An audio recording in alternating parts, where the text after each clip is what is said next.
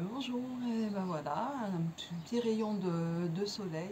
Je suis à Grenoble, je me suis mis sur le lit parce que de l'autre côté, enfin c'était, là je suis à contre-jour, mais de l'autre côté il y avait le reflet des lunettes, donc c'était vraiment pas pratique. Voilà une petite installation de fortune. J'ai pas mon micro, il y a le bruit extérieur. J'espère que la qualité du son ne sera pas trop pourrie. Je vais remonter un peu le téléphone. Hop, voilà. Et puis, je vais vous présenter, ça fait pas très très longtemps que je suis venue, mais comme demain je pars en Sicile pour 3 semaines, je voulais quand même vous montrer mes petits projets terminés, parce que des petits, hein, parce que c'est pas. Pourquoi vous les montrer? Parce qu'après, je sais plus la construction, je sais plus comment ça fonctionne. Je vous avais laissé il y a quelques jours avec, je vous ai présenté une laine vintage, la laine pingouin que j'ai beaucoup aimé tricoter. Donc j'avais deux pelotes de 50 grammes. Et puis j'ai utilisé, à chaque fois que j'ai pris une pelote pour chaque chaussette, j'ai utilisé 35 grammes pour chaque chaussette. Donc il me reste 30 grammes.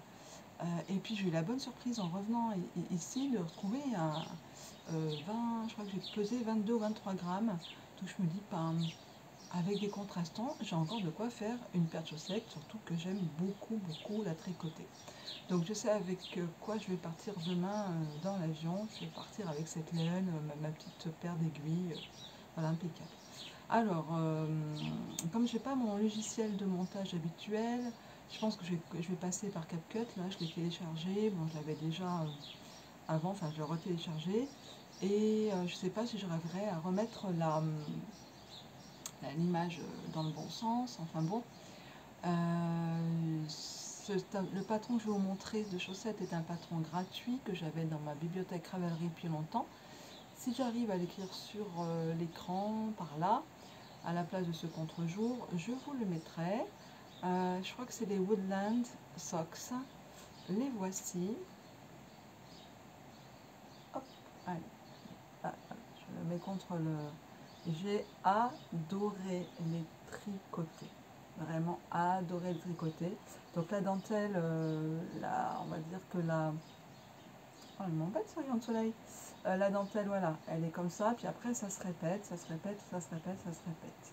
J'ai aussi beaucoup aimé, je vais vous montrer de plus près, j'ai beaucoup aimé, bon là c'est le talon renforcé, une maille glissée, une maille endroit, une maille glissée, une maille endroit, puis le rang d'après, en aller-retour on fait toutes les mailles à l'envers, et après on contrarie, on fait une maille endroit, une maille glissée, ce qui donne ce petit point œil de perdrix, je crois que ça s'appelle. Mais ce que j'ai beaucoup aimé, c'est que quand vous êtes en aller-retour, là, au lieu de démarrer tout de suite par la maille glissée, vous faites 3 mailles endroit, 3 mailles endroit aussi ici, toujours.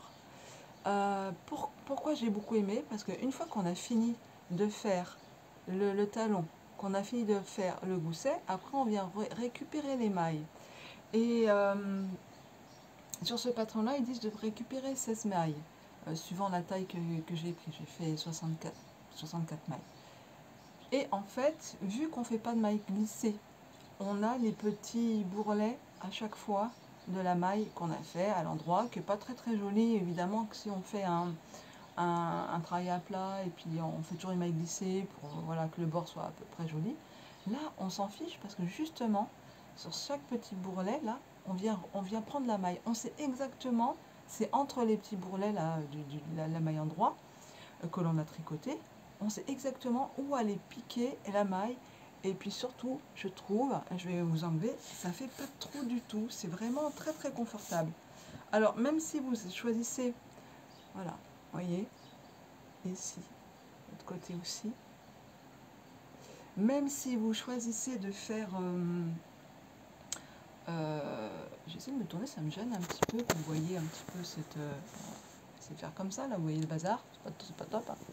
Même si vous choisissez de faire une maille glissée, toujours un talon renforcé, pas comme ça, et ben la prochaine fois, moi ce que 64 mailles dans les 32 mailles, il y a 6 mailles qui seront comme ça, ce petit point mousse. En plus je trouve ça vraiment esthétique. Donc voilà, et puis bon bah à la fin j'ai terminé par les diminutions comme ça, je laisse 12 mailles et je fais un grafting, donc une couture à l'aiguille. C'est la première fois que je faisais une paire de chaussettes en dentelle, on va dire en dentelle entière, hein. Alors évidemment, là en plus contre-jour, on voit bien qu'il y a des trous. Est-ce que ça va tenir chaud? Bon, franchement, on a besoin d'avoir chaud à la pointe. Enfin moi c'est surtout les pointes des pieds. Le reste, je pense que ça ira. Je peux vous les essayer, hein, parce que là, vous voyez, il a plu toute la nuit. Il pleut encore, ça a l'air de s'en aller. Et j'ai pas très chaud aux pieds. Bon, c'est un petit peu cabriole. Je suis sur le lit, assise en tailleur. Voilà. Hop, attention, levage de jambes. Vous n'allez pas voir grand chose. Non, vous voyez pas grand chose. On est à contre. Vous voyez, mais le talon est vraiment joli. On est à contre-jour. Bon, c'est loupé pour le mannequinat de chaussettes. Donc voilà ma première paire de chaussettes. Ben, celle-ci, elle va rester ici, à Grenoble. Celle que je vous avais montrée dans l'épisode précédent, j'ai descendu aussi. Comme ça, je me dis, j'ai 2 bonnes paires de chaussettes quand je reviendrai à Noël. Qu'est-ce que j'ai à vous montrer? Je vais vous remontrer une dernière fois le col Loeline. Mais je voulais vous faire pourquoi je voulais vous remontrer, parce que le test a été terminé. 2 personnes ont fait gentiment le test pour moi. C'est Sandrine, de Tricotine par Sandrine. Vous retrouvez sa fiche test projet sur son compte Ravelry qui s'appelle Mamishka80. Et puis il y a Elaniège aussi que vous retrouvez sur Ravelry. Elles ont rentré leur fiche projet avec les laines qu'elles ont utilisées. Pourquoi je vous le dis là? Parce que je voulais faire une story sur Instagram, mais j'ai pas leur photo. Enfin, c'est compliqué, donc je me suis, voilà, je me suis dit autant vous le rappeler là. Alors, je vous remonte ma version test où c'était un reste de pelote Novita. Écoutez, si vous voulez revoir le détail du col Loeline, c'est sur l'épisode 59 et 58 où j'en parle. Donc l'épisode 58, je vous présentais ma version test. Et ma version test, avec le point érable, j'avais un reste de pelote. Je n'ai pas pu aller jusqu'au bout de ma pelote de 100 grammes. Hein, je rappelle bien 100 grammes. Et j'avais tricoté avec les aiguilles que je recommande dans le patron, c'est-à-dire 4, 4,5, 5. Et puis j'ai quand même voulu essayer une deuxième version, que je vous ai montré lors de l'épisode précédent, où j'ai fait 5, 5,5 et 6.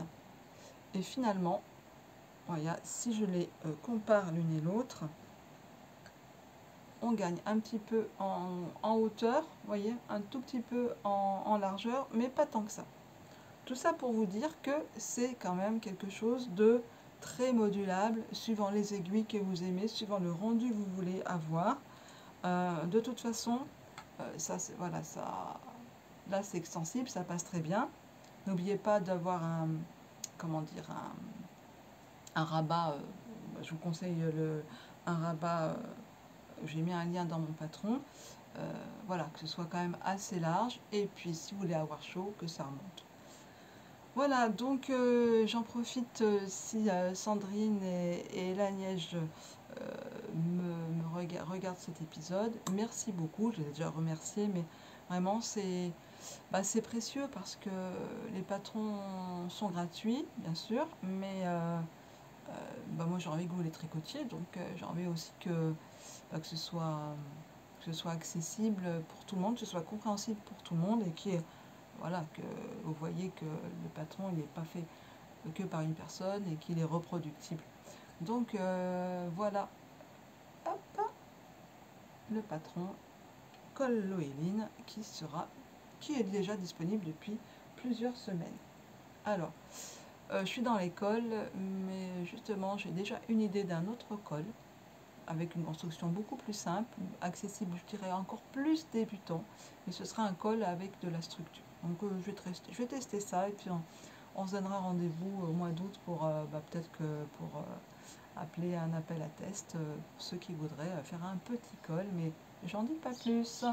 Col, pull, ouais, c'est une période assez... c'est les vacances, hein, donc là où j'ai le temps de plus de disponibilité. Qu'est-ce que j'ai sur mon lit? Ah oui, alors, au mois d'avril, donc là c'est une maison de vacances, maison de mes beaux-parents qui sont décédés déjà presque depuis 20 ans, et on essaye bah, de vider petit à petit, et notamment le linge de maison. Linge de maison avec des serviettes usées depuis peut-être des serviettes de toilette, hein, je pense des serviettes qui ont peut-être plus de 50 ans, parce que bon, moi ça fait plus de 30 ans que, vous voyez, les genres de serviettes de toilette, et ben je les ai toutes. C'est pas beau, hein, enfin c'est pas, on est là pas pour faire le beau, on est là pour réemployer et pas jeter. Donc des serviettes de toilette, vous savez, vous prenez une petite serviette de toilette, et puis elles sont rêches, elles sont devenues...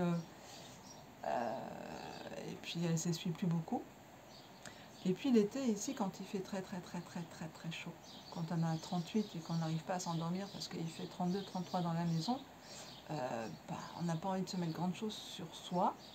Bah là, je vais vous dire qu'on a testé déjà hier.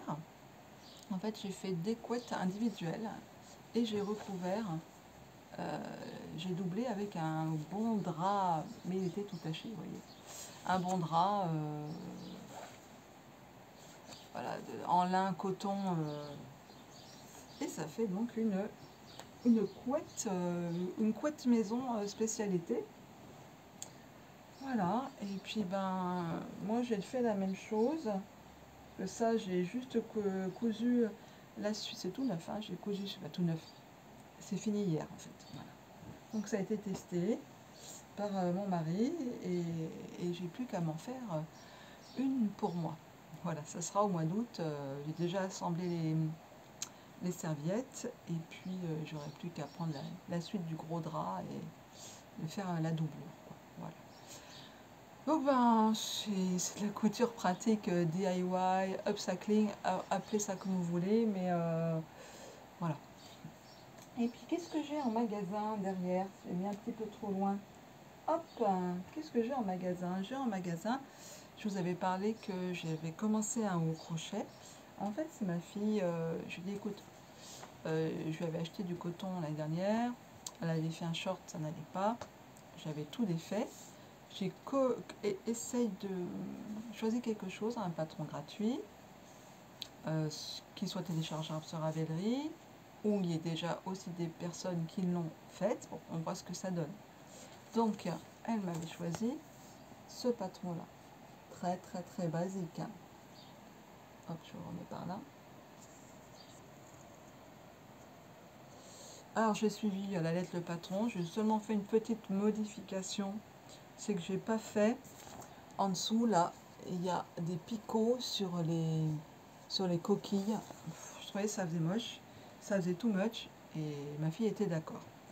Donc, avant de descendre, en fait, il me restait plus que les bretelles à faire. Donc les bretelles ne sont pas fixées parce que ben il faut que je les fixe sur ma fille, la longueur exacte si vous voulez. Donc le voilà, le petit haut, avec des boutons que j'ai trouvé ici.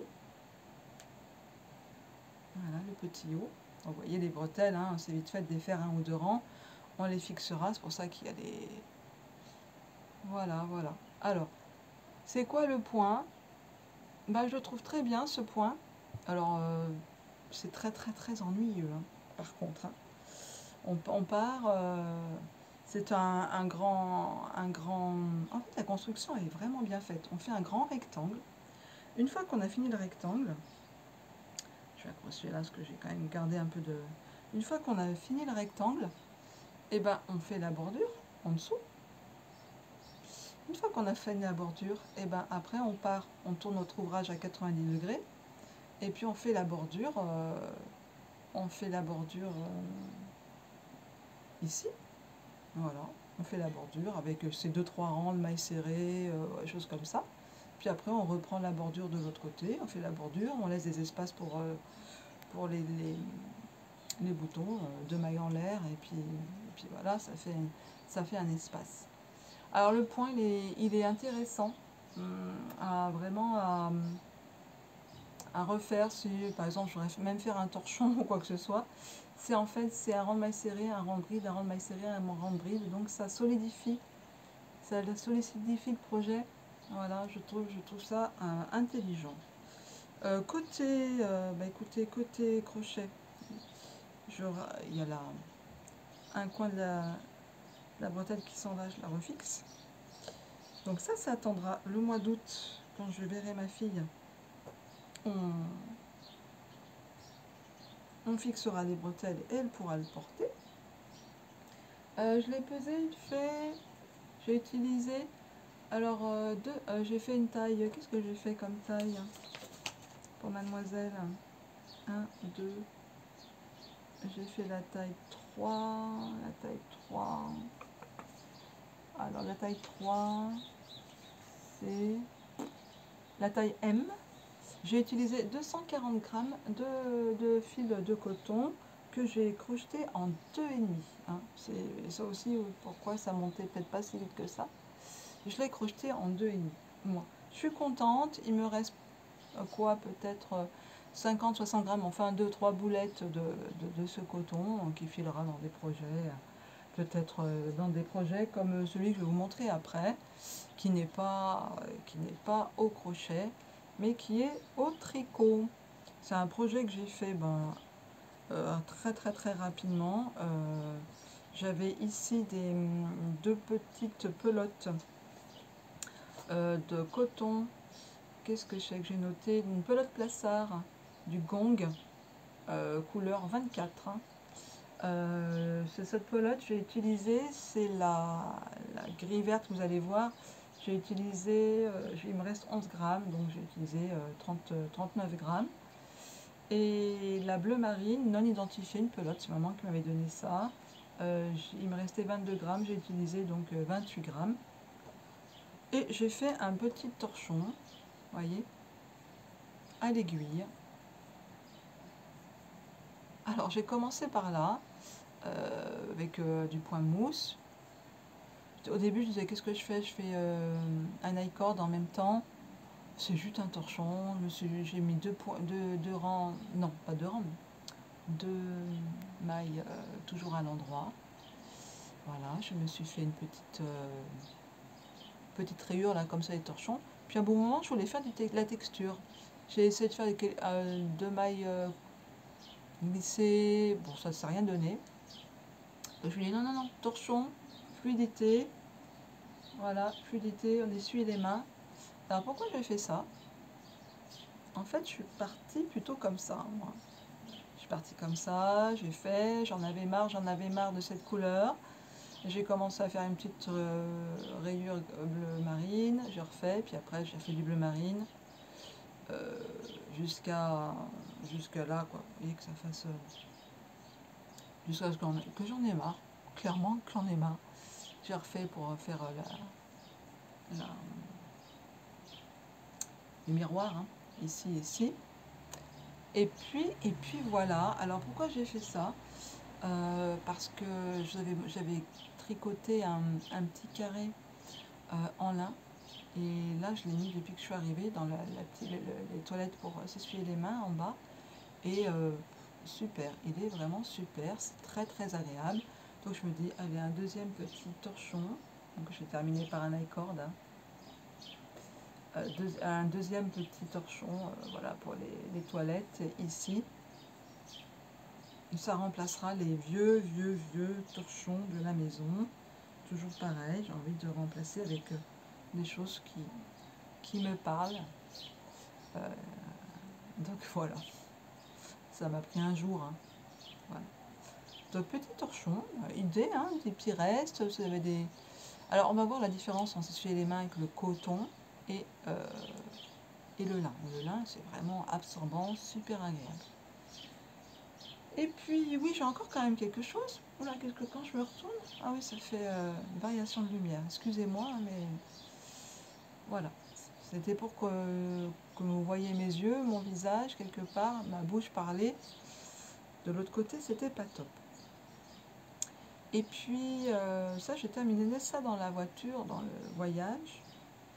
Et puis le soir, parce qu'on est rentré directement à Grenoble, dans notre maison, parce qu'il y avait le match de foot. J'ai terminé ça le lendemain matin, je crois. J'avais de la laine Lana Ruby que j'avais acheté à Noz, une petite pelote de coton, un reste, et puis un reste de laine coton vintage que j'avais acheté aux États-Unis. Il y a vraiment des restes, hein, vous voyez, des pelotons. Je les hop, je vais faire quelque chose avec, et ben c'est fait. Donc oui, ça c'est la laine Lana Ruby. Ça, je commence avec la coton vintage. En fait, ce coton vintage là, j'avais fait une paire de chaussettes, un jacquard magnifique avec un arbre très très beau, avec ce coton là. Mais j'avais pas pris d'aiguille assez grande, mon pied rentrait pas, donc j'avais tout défait. Là, la laine. Donc en fait, ce que j'ai fait, c'est que j'ai d'abord monté mes côtes. J'ai fait quelques rangs de, de voilà, en jersey. J'ai remonté mes côtes ailleurs. J'ai fait quelques rangs de jersey. Et j'ai fait. Alors, dans quel ordre j'ai fait? Ouais, c'est ça. J'ai fait mes côtes, quelques rangs de jersey. Le talon boomerang. Ouais, hop, on cache le soleil. Talon boomerang. Et j'ai repris mes mailles. Et je me suis arrêtée. J'ai refait pareil, j'ai fait le talon, et puis bon là je me suis dit allez je continue avec tout le reste de laine que j'ai. Après j'ai pris la coton vintage, et puis là ben, une fois que j'ai fini celle-là, j'ai repris le coton vintage ici, et voilà. C'est-à-dire que pour le pied, en dehors de la chaussure, voilà, on est sur cette laine-là, et après j'ai terminé, voilà. Petite paire de soquettes qui va rester aussi ici. Parce que j'en avais pas des comme ça. Elle est très agréable à porter. J'aime beaucoup ce talon. Voilà. J'aime beaucoup, vraiment, j'aime beaucoup ce talon. Voilà. Petite paire de soquettes avec des restes. Voilà. Je suis contente. Ça s'est tricoté très vite. J'ai tricoté en 2,5. En fait, j'ai même pas changé d'aiguille. Ce que j'ai fait, c'est que je fais du 60 mailles en 2,5. Et ensuite, j'ai fait mes augmentations. Je fais 4 mailles d'augmentation, ce qui fait que j'ai même pas besoin de changer d'aiguille. Ça fonctionne très bien comme ça. Voilà. Bah écoutez, ça fait pas mal hein, déjà. Moi qui dis je vais aller pour un quart d'heure, je dis au mari attends, je vais m'enregistrer, je descends dans un quart d'heure parce qu'il est 12h08 et qu'il n'y a rien après à la maison. Et là, ça fait 23 minutes que je papote. Mais écoutez, cette fois, c'est la dernière avant les vacances, on va dire en bord de mer, où je vais partir avec une paire de chaussettes. Il faut que je fasse un bisnood, parce que j'ai perdu mon bisnood. Et puis, je ferai ce col. Et puis, voilà, j'aurais peut-être pas fini, parce que 3 semaines, va pas non plus.